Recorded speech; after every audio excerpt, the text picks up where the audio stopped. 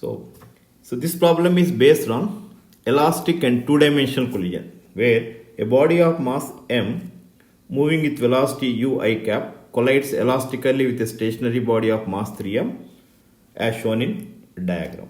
If the velocity of m after collision is v j cap, okay, so you have to find the velocity of the body v. We have to find the v value.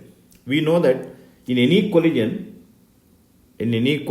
momentum is conserved mu I cap plus 3m into 0 since it at rest is equal to m v j cap plus 3m v2, where v2 is the velocity of the second body after collision.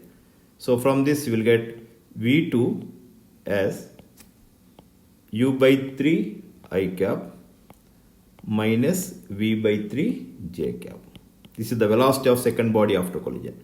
But since the collision is elastic, we can apply the law of conservation of energy, half mu square. This is the energy before collision, kinetic energy, is equal to half mv square, the kinetic energy of the first body after collision, plus half 3m v2 square. So what is v2 square?